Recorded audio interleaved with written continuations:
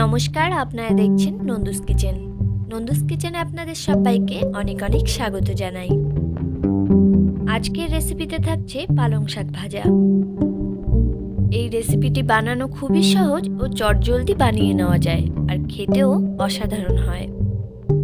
রেসিপিটি বানানোর জন্য এখানে সবার প্রথমে পালং শাকগুলোকে ধুয়ে পরিষ্কার করে কেটে নিয়েছি।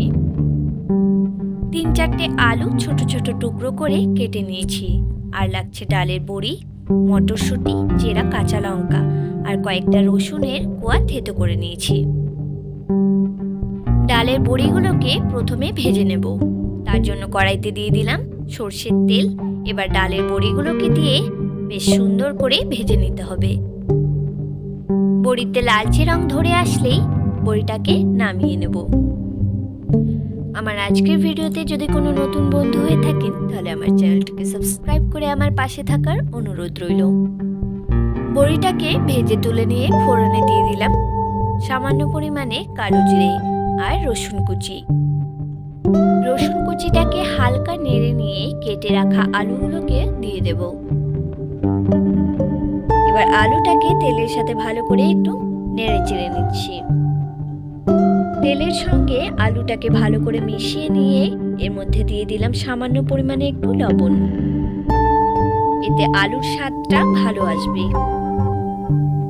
তারপর দিলাম চেরা কাঁচা লঙ্কা, মটরশুঁটি আর সামান্য পরিমাণে একটু হলুদ। হলুদটা একটু অল্পই দেওয়ার চেষ্টা করেছি। গুরুজনদের কাছে শুনেছি শাকের মধ্যে নাকি হলুদ দিলে শাকের গুণ বা স্বাদ কোনোটাই ভালো পাওয়া যায় না। হলুদটাকে দিয়ে আলুটাকে আরো কিছুক্ষণ একটু ভেজে নিয়ে কেটে রাখা পালং শাকগুলোকেও দিয়ে দিলাম। এবার আলুর সাথে পালং শাকগুলোকে ভালো করে মিশিয়ে নেব। শাকটা যাতে তাড়াতাড়ি মজে যায় সেই জন্য দিয়ে দিলাম 1/2 চা চামচের মতন লবণ।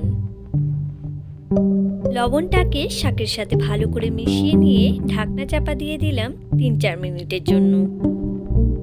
3 থেকে 4 মিনিট পর ঢাকনাটাকে তুলে নিয়ে দেখে নিচ্ছি শাক থেকে কিন্তু বেশ অনেকটাই জল ছেড়ে এসেছে। শাকটাকে আরও একটু নেড়ে চেড়ে নিয়ে এর মধ্যে দিয়ে দেব ভেজে রাখা বড়িগুলোকে। বড়িটাকে দিয়ে 1-2 মিনিট এভাবেই শাকটাকে নেড়ে চেড়ে নেব। শাকটাকে নেড়ে চেড়ে নিয়ে আরও 2 মিনিটের জন্য ঢাকনা চাপা দিয়ে দেব। 2 মিনিট পর ঢাকনাটাকে তুলে নিয়ে দেখে নিচ্ছি ডালের বড়িটা কিন্তু শাকের জলটাকে টেনে নিয়েছে।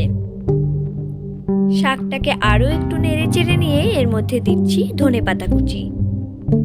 ধনেপাতা কুচিটাকে শাকের সাথে ভালো করে মিশিয়ে নিয়ে এর মধ্যে দিচ্ছি সামান্য পরিমাণে একটু চিনি। চিনিটা দেওয়ার কারণে শাকের টেস্টটা ভালো আসবে। এভাবে পালং শাক ভাজা রেসিপিটা অবশ্যই একদিন ট্রাই করবেন। গরম গরম ভাতের সাথে খেতে ভীষণই ভালো লাগে। দেখতেই পেলেন কতটা চটজলদি বানিয়ে নিলাম পালং শাক ভাজা রেসিপি।